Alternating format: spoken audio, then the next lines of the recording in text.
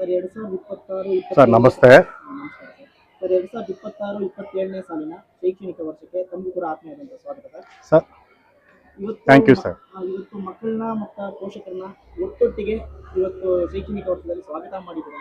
ಯಾವ ರೀತಿ ಒಂದು ಪ್ರತಿಕ್ರಿಯೆ ಸಿಕ್ತು ಸರ್ ಮಕ್ಕಳ ಮತ್ತೆ ಪೋಷಕರ ಜೊತೆಯಲ್ಲಿ?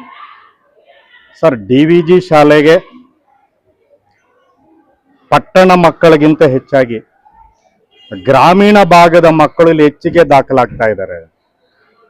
ಇವತ್ತು ಇಲ್ಲಿ ಬಂದಿರತಕ್ಕಂಥ ಎಲ್ಲ ಪೋಷಕರು ಕೂಡ ನಮ್ಮ ನಗರವಾಸಿಗಳಲ್ಲದೆ ಗ್ರಾಮೀಣ ಭಾಗದಿಂದ ಸಾಕಷ್ಟು ಪೋಷಕರು ತಮ್ಮ ಮಕ್ಕಳನ್ನ ಇವತ್ತು ದಾಖಲು ಮಾಡಲು ಬಂದಿದ್ದಾರೆ. ಇವತ್ತು ಬೆಳಗ್ಗೆ 10 ಗಂಟೆಯಿಂದ ಈ ಸಮಯದವರೆಗೂ ಸುಮಾರು 100 ಮಕ್ಕಳು ಇವತ್ತು ಹೊಸದಾಗಿ ದಾಖಲಾಗಿದ್ದಾರೆ.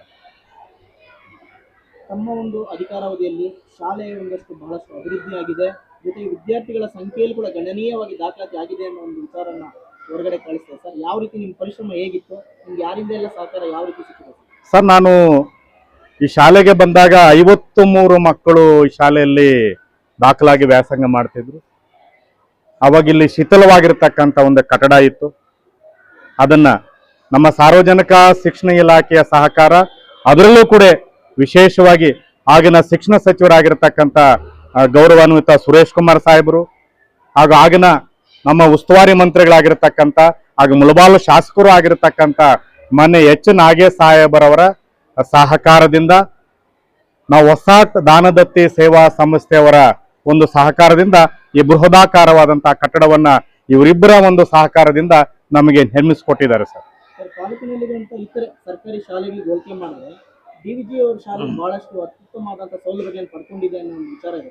ಏನೆಲ್ಲ ವಿಶೇಷ ಕಾಣುತ್ತೆ ಸರ್ ಬೇರೆ ಶಾಲೆಗೆ ನಮ್ಮ DVG ಗುಂಡಪ್ಪನವರ ಶಾಲೆಗೆ?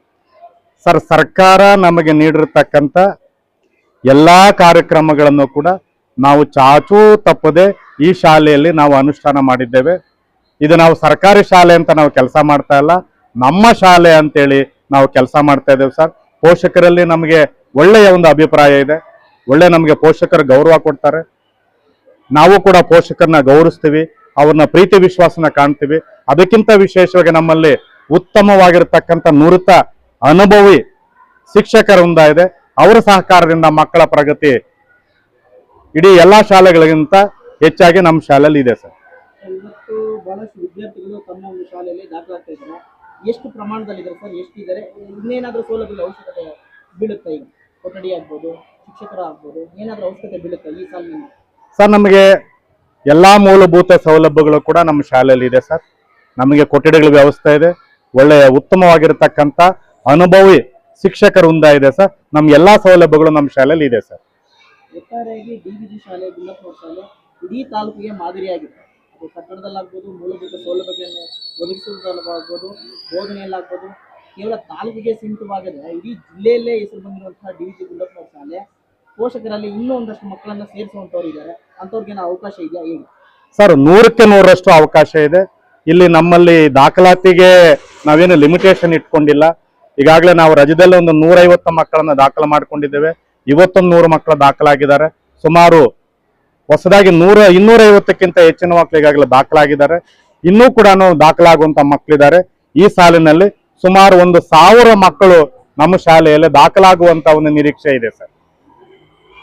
ಈ ಬೇರೆ ಶಾಲೆಗಳಲ್ಲಿ ಓದೋದಕ್ಕಿಂತ ಸರ್ಕಾರಿ ಶಾಲೆಗಳಲ್ಲಿ DVG ಗುಂಡಪ್ಪಜ್ಜ ಹೆಸರಿನಲ್ಲಿರುವಂತಹ ಶಾಲೆಯಲ್ಲಿ ಓದೋದ್ರೆ ಒಂದೊಳ್ಳೆ ಅನ್ನೋ ಭಾವನೆ ಇದೆ.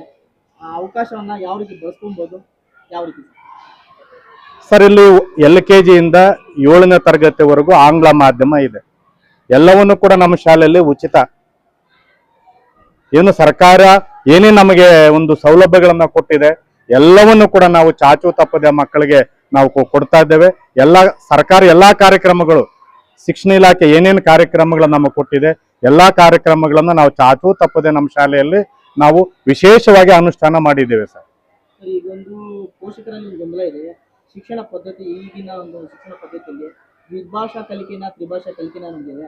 ಆ ಗೊಂದಲಕ್ಕೆ ತಾವೇನಾದ್ರೂ ನಿಮಗೆ ಇಲಾಖೆಯಿಂದ ಸ್ಪಷ್ಟೀಕರಣ ಕೊಟ್ಟಿದ್ದೀರಾ ಹೇಗೆ ಸರ್? ಈಗ ತಂದಿರತಕ್ಕಂಥ ಪದ್ಧತಿ ತುಂಬಾ ಅತ್ಯುತ್ತಮವಾಗಿರತಕ್ಕಂಥ ಪದ್ಧತಿ. ಇದು ಬಡ ಮಕ್ಕಳಿಗೆ ತುಂಬಾ ಅನುಕೂಲಕರವಾಗಿರತಕ್ಕಂಥ ಪದ್ಧತಿ ಸರ್. ದ್ವಿಭಾಷಾ ಪದ್ಧತಿನ ತ್ರಿಭಾಷಾ ಪದ್ಧತಿ? ದ್ವಿಭಾಷಾ ಪದ್ಧತಿ. ಭಾಷಾ ಅಲ್ಲ ಸರ್, ದ್ವಿಮಾಧ್ಯಮ.